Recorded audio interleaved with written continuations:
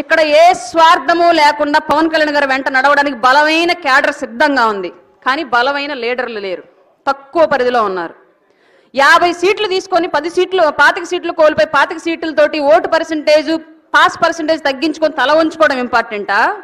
తీసుకున్న టికెట్లు ఏవైనా సరే 100% స్ట్రైక్ రేట్తో గెలిచి పొత్తులో ఉన్న పార్టీని ప్రతిపక్షంగా ఉన్న పార్టీని భయపెట్టి ఇది మా దమ్మని చెప్పి చూయించుకోవడం ఇంపార్టెంటా?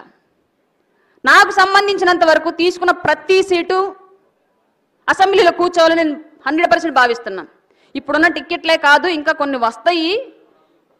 వచ్చినా రాకపోయినా పవన్ కళ్యాణ్ గారు తీసుకున్న నిర్ణయాన్ని శిరసావహిస్తూ 15 ఏళ్లుగా పోరాడుతున్నారు ఒక వర్గం. దాదాపు ప్రజారాజ్యం నుంచి పోరాడుతూనే ఉన్నారు. ఇప్పటివరకు ఎవరికి రెస్ట్ దొరకల పాపం.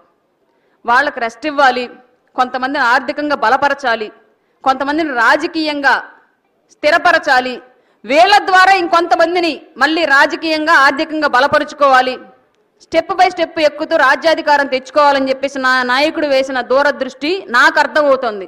అర్థం అవ్వని వాళ్ళు ఎవరైనా ఉంటే పవన్ కళ్యాణ్ గారు అర్థం చేసుకోవడానికి ప్రయత్నించండి. పవన్ కళ్యాణ్ గారిని అనుసరించడం ఈజీ, అర్థం చేసుకోవడమే కష్టం. అర్థమైన వాళ్ళు ఎవరికి సందేహాలు రావు, సమస్యలు కూడా ఉండవు.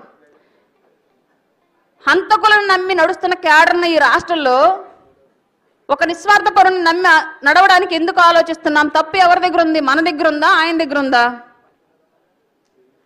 సమస్య మన దగ్గర ఉందా, పవన్ కళ్యాణ్ గారి దగ్గర ఉందా?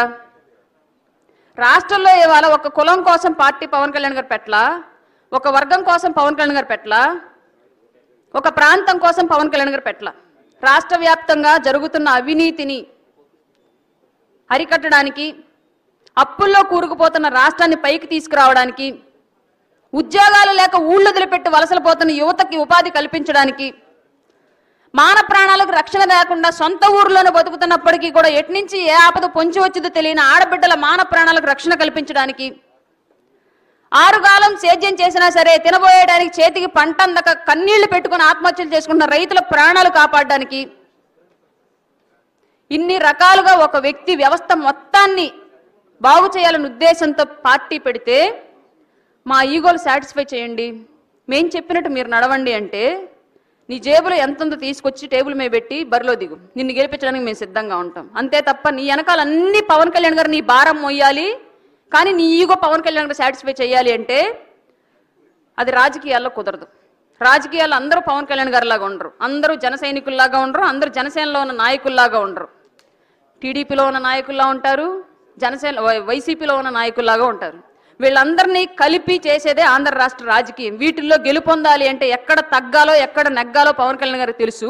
ఆయన ఏం చేసినా ఆయన వెంట నిలబడ్డానికి, ఆయన గెలిచే అంతవరకు కూడా ఆ జెండా కింద పడకుండా పైనే పెట్టి పోరాడడానికి అందరూ సిద్ధంగా ఉండాలని చెప్పేసి మనస్ఫూర్తిగా కోరుకుంటూ 24 ఎన్నికలు అనేవి రాష్ట్ర చరిత్రలో అటు నెగిటివ్గా కానీ ఇటు పాజిటివ్గా కానీ మర్చిపోలేని హిస్టరీ లిఖిస్తే గుర్తుపెట్టుకోండి. జగన్మోహన్ రెడ్డి చేసేంత అరాచకం ఇంకెవడూ చేయలేడు, ఉమ్మడి పార్టీకి వచ్చేంత మెజారిటీ ఇంకెప్పుడు రాబోదు. అలాంటి పరిస్థితిని మనం ఈ కళ్ళతో చూడాలి.